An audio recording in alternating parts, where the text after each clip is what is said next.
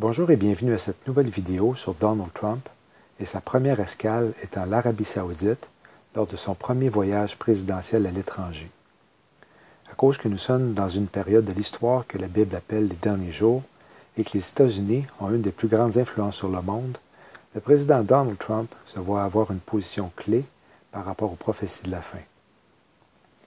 En tant qu'enfants de Dieu, les proverbes nous instruisent que nous pouvons discerner, c'est-à-dire être prudents, comprendre aisément ce qui se passe et différencier le bien du mal. Les actions de Donald Trump, depuis qu'il est en pouvoir, prouvent qu'il a été mis en place pour accélérer l'arrivée de la bête, tel que décrit dans le livre de l'Apocalypse. La politique a toujours eu un rôle déterminant à travers l'histoire et la Bible en fait mention régulièrement. Elle s'est avérée être utilisée à plusieurs occasions pour des buts maléfiques. Nous n'avons qu'à penser à Nimrod et la tour de Babel, au roi Saül qui voulait tuer David, à Jézabel qui a introduit dans le royaume de Samarie le culte du dieu Baal et d'Astarté, persécuté la religion nationale des Juifs, détourné Akab du vrai Dieu, et s'est efforcé de mettre à mort le prophète Élie qui s'opposait à elle vigoureusement. Il y a aussi Marie, Joseph et leur nouveau-né, Jésus, qui se sont enfuis en Égypte parce qu'Hérode avait envoyé tuer tous les enfants de 2 ans et moins. Hérode est également celui qui a jeté Jean-Baptiste en prison et ordonné de lui couper la tête. Les rédacteurs des évangiles décrivent plusieurs événements survenus au cours du ministère de Jésus qui l'ont amené à se positionner par rapport à la politique. Par exemple, le diable lui a proposé d'être le chef du monde. C'était peu après son baptême, alors qu'il avait environ 30 ans. Plus tard, une foule a voulu le faire roi. Une autre fois, les gens l'ont incité à entrer en politique. Le premier ordre que Jésus va donner lorsqu'il va poser ses pieds sur le mont des Oliviers, à son retour, sera à un ange pour saisir le politicien en chef, l'Antéchrist, le lier pour 1000 ans et le jeter dans l'abîme. Voyez comment la politique a et va jouer un rôle important et qu'il est surprenant que les églises ne parlent pas de politique et de ce qui se passe dans le monde parce qu'ils ne veulent pas mélanger la politique avec la religion. Pas surprenant que de nombreux chrétiens sont endormis en ce qui a trait au retour de Jésus. Enfin, comme vous allez le constater, encore une fois, les fruits du président américain, qui se dit chrétien, ne démontrent pas qu'il est un disciple de Jésus. La majorité, sinon tous les politiciens disent une chose et en font une autre. Cela s'appelle mentir. Ils font des promesses pendant les campagnes et ne les respectent pas. Matthieu 7, 15 à 20. Gardez-vous des faux prophètes qui viennent à vous en habits de brebis, mais qui au-dedans sont des loups ravissants. Vous les reconnaîtrez à leurs fruits. Cueille-t-on des raisins sur des épines ou des figues sur des chardons? Ainsi, tout bon arbre porte de bons fruits, mais le mauvais arbre porte de mauvais fruits. Un bon arbre ne peut porter de mauvais fruits, ni un mauvais arbre porter de bons fruits. Tout arbre qui ne porte point de bons fruits est coupé et jeté au feu. Vous les connaîtrez donc à leurs fruits. M. Donald John Trump est une marionnette qui est utilisée pour faire avancer l'agenda globaliste et le nouvel ordre mondial. La motivation principale qu'il avait de retirer les États-Unis du traité de Paris était d'être une distraction pour le monde entier et augmenter la tension dans le pays. Contrairement à ce que la majorité des gens pensent, Donald Trump n'a pas retiré les États-Unis du traité principal sur le changement climatique qui, en passant, est appelé la Convention cadre des Nations unies sur les changements climatiques, qui a été approuvé par le Sénat en 1992. L'accord de Paris est un amendement, ou si vous préférez, une partie du traité principal.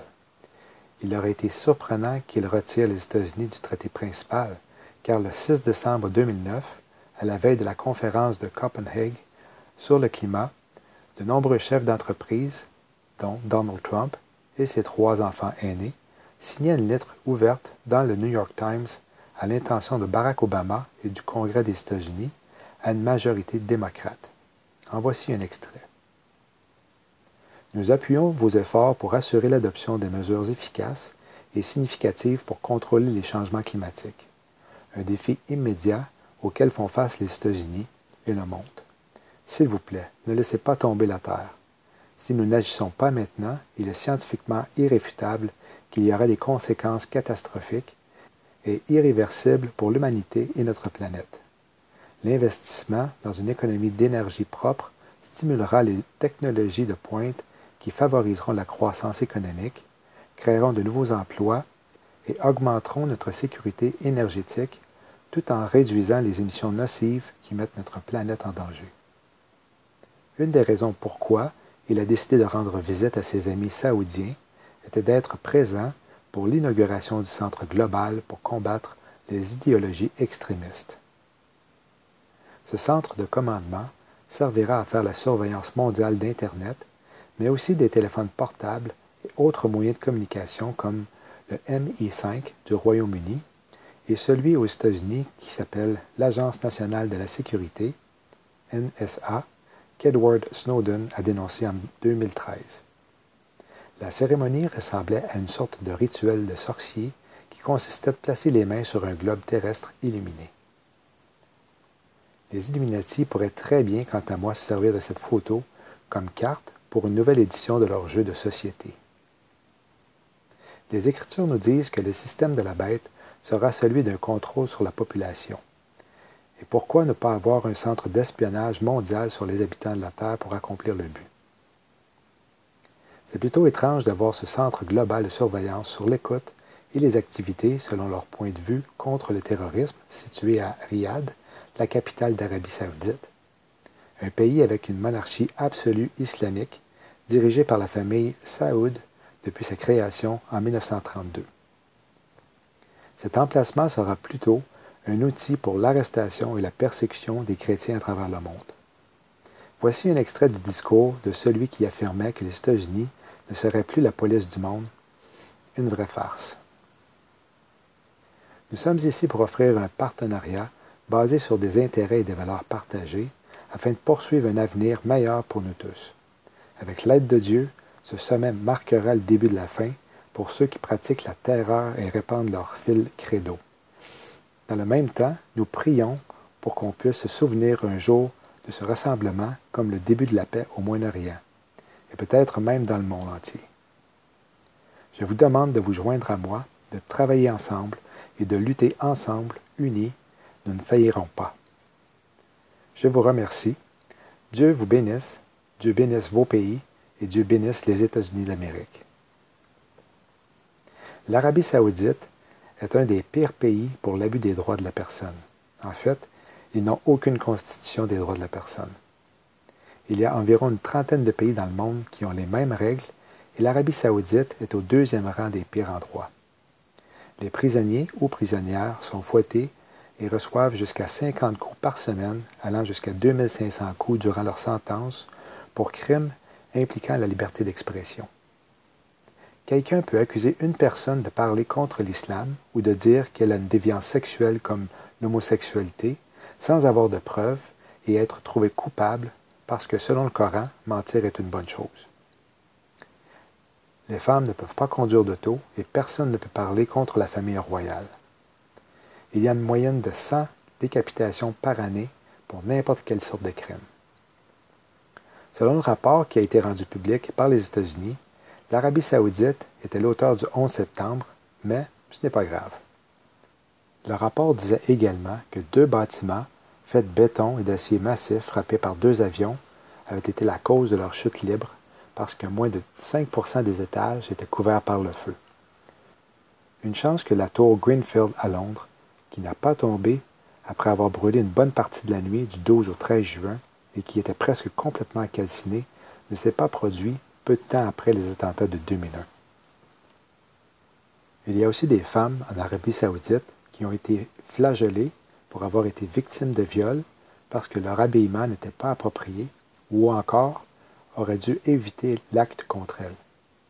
Ceux ou celles qui ont été accusés de vol ont eu leurs mains ou leurs pieds amputés, tandis que certains qui ont été accusés d'apostasie contre l'islam ont subi la décapitation publiquement et laissés sur place comme exemple pour que les gens se comportent bien. Raif Badawi, est un écrivain et blogueur saoudien créateur, en 2008, du site Free Saudi Liberals, sur lequel il militait pour une libéralisation morale de l'Arabie saoudite. Accusé d'apostasie et d'insulte à l'islam, il est emprisonné depuis juin 2012. Il a été condamné à 1000 coups de fouet et 10 années de prison. Ce centre d'espionnage, qui possède des appareils d'écoute appartenant à l'Agence nationale de la sécurité, est un rêve devenu réalité pour ceux qui sont antichrétiens. Tout ce qui se passe sur Facebook, Twitter, Hotmail, YouTube et les autres vont être filtrés à travers leur idéologie extrémiste. C'est plutôt étrange aussi que les médias qui sont supposément sur le cas de Donald Trump n'ont rien mentionné sur le sujet. 3 personnes ont mis leurs mains sur le globe lors de la cérémonie. Donald Trump, le roi Salman de l'Arabie saoudite et le président d'Égypte, Abdel Fattah al-Sisi, qui est derrière le coup d'État militaire du 3 juillet 2013 contre le président islamique Mohamed Morsi.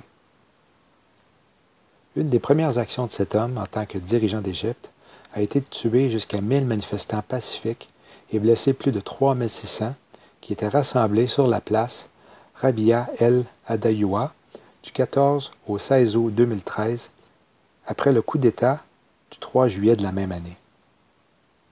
Les tireurs d'élite du général al-Sisi étaient positionnés sur le toit des bâtiments, à l'intérieur d'hélicoptères, après que le carré public ait été bloqué à 6h30 du matin pour que les femmes, les hommes et les enfants ne puissent pas s'échapper. Le génocide a duré 8 heures de temps dans l'est du Caire. Il est intéressant de constater qu'un dictateur qui massacre 1000 de ses citoyens soit louangé par M. Trump et bienvenu à la Maison-Blanche. En effet, Trump a dit de celui qui détient un estimé de 50 000 prisonniers depuis le massacre qu'il s'entendait bien sur beaucoup de choses. Pour autant que je le sache, Dieu ne nous encourage pas à la barbarie. Al-Sisi est une autre marionnette de la corruption américaine de la Réserve fédérale en ayant emprunté 12 milliards au Fonds monétaire international. C'est pourquoi Trump est en accord avec lui. Je suis désolé, mais Donald Trump, que vous le vouliez ou non, fait partie des globalistes. C'est sûrement une de ses manières de faire redevenir l'Amérique grande encore. Pendant sa campagne électorale, un des sujets sur lesquels il a parlé est du danger de la religion islamique. Et environ 4 mois plus tard, il faisait affaire avec le grand et terrible magicien d'Oz du Moyen-Orient. Wow, pas trop subtil, n'est-ce pas? Donald Trump est en mission, les amis. Il a fait affaire avec 2 des pires dirigeants et abuseurs des droits humanitaires. C'est démentiel. Un contrat de plus de 380 milliards de dollars a été conclu, dont 110 milliards pour des ventes d'armement. Le président américain a ensuite pris part à la danse Arda, tradition culturelle du pays qui consiste à danser avec des épées.